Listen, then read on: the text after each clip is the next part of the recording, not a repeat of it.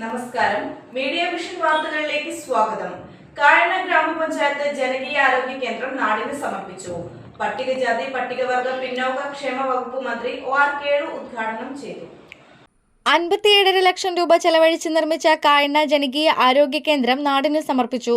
മൊട്ടന്തറയ്ക്ക് സമീപം നിർമ്മിച്ച കെട്ടിടം കേരള പട്ടികജാതി പട്ടികവർഗ പിന്നോക്ക ക്ഷേമ വകുപ്പ് മന്ത്രി OR കേളു ഉദ്ഘാടനം ചെയ്തു.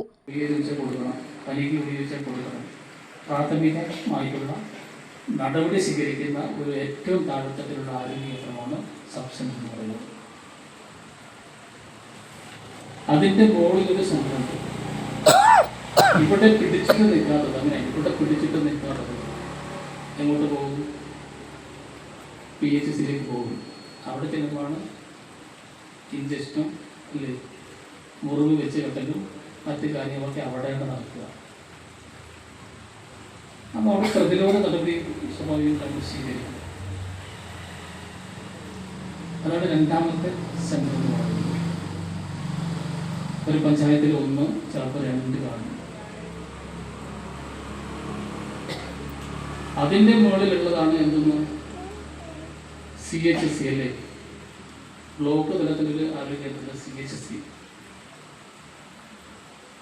അതിന്റെ മുകളിൽ താലൂക്ക് ആശുപത്രി, ജില്ലാ ആശുപത്രി, അതിന്റെ മുകളിൽ മെഡിക്കൽ കോളേജ്. ഗ്രാമപഞ്ചായത്ത് പ്രസിഡന്റ് CK ശശി സ്വാഗതം പറഞ്ഞു. ബാലുശ്ശേരി MLA അഡ്വക്കേറ്റ് സച്ചിൻ ദേവ് ചടങ്ങിൽ അധ്യക്ഷത വഹിച്ചു.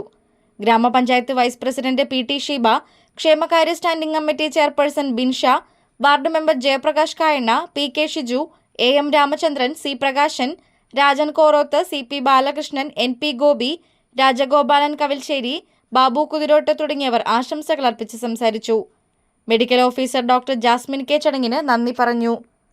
News bureau, media vision, Perambra.